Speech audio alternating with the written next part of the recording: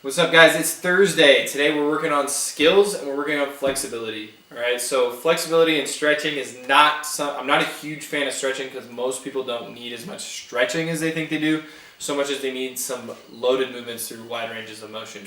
That being said, stretching can be a great mental thing to do, right? And I think we all need it right now. So today, we got 3 different segments, and what I love about today's workout is you can do each one of those segments at completely different times in the day if you wanted to.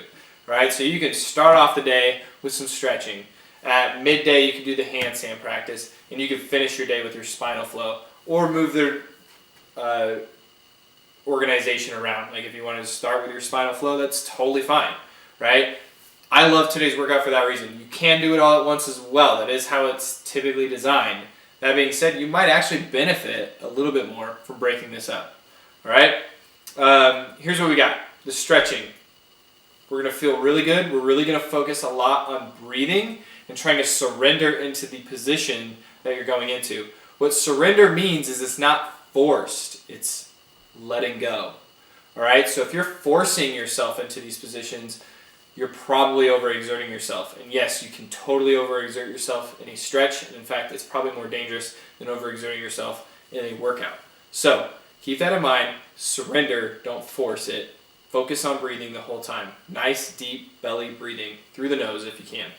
All right, we got 3 minutes of the frog stretch, stretching your knees out as wide as possible, opening up those hips and the groin in particular as you sit back into the stretch. Ease into it, and then when you come out of it, I like to just lay down forward onto my elbows, kind of fall onto my chest.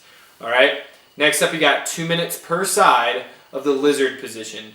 In the lizard position, I really want you guys to focus on keeping a neutral spine. Keeping a neutral spine will help you guys mobilize or stretch in a position that you're actually trying to achieve in most workouts. What I mean by that is not rounding your back and stuff, because you're actually trying to open up your hips for like a squatting movement. In my opinion, that's our target today, right? Sometimes we do it other ways, but today it's all about, let's try to keep that spine really flat so that we can open up our hips. That helps us in squatting, all right? Next up, we got 2 minutes per side of the pigeon. Same thing. I really want you guys to focus on keeping a flat back. The stretch should be felt in the glute. One thing I've learned about the pigeon stretch is that if you try to tilt your hips behind you, like you're trying to stick your butt out, during that stretch, it will intensify the stretch in your hamstrings and into your glutes. So, if you guys aren't feeling it too much, try to arch your back. Arch your lower back, and it will actually feel good. Don't flex it. Don't bend over it. Right, arch it instead.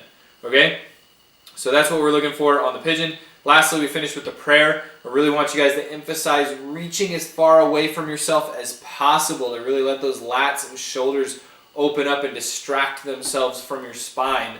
All right, so that is the mission on today's workout, or on today's stretching rather.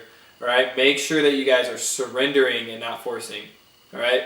Next, we go into the handstand practice. It starts with a wrist warm-up. You do finger extenders, which is trying to work on the extender muscles attached to your fingers. And then you've got your wrist circles, that is just trying to lubricate that joint a little bit so that there's a little bit more buffer zone in that. And then you got wrist extensions, which is really trying to stretch that wrist out and make it more tolerable of those end ranges that you might end up getting into as you're loading overhead like that, right?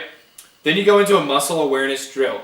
This is all written down in Sugar WOD as best as I can, but basically the concept is become aware of every muscle in your body through activating it in a handstand simulated position whilst lying on your back or lying on your stomach. All right, so you'll see in the video I go through it just like I want you guys to go through it, but keep in mind that everybody's got a different pace that they're going to have to go at for this. Some people, it's going to take a full minute to go through each segment of the body. Other people, it's going to take 5 to 10 seconds. All right, but make sure you're keeping yourself in check. And if it felt like you cheated yourself, maybe just redo it. It's only a minute of your life. All right.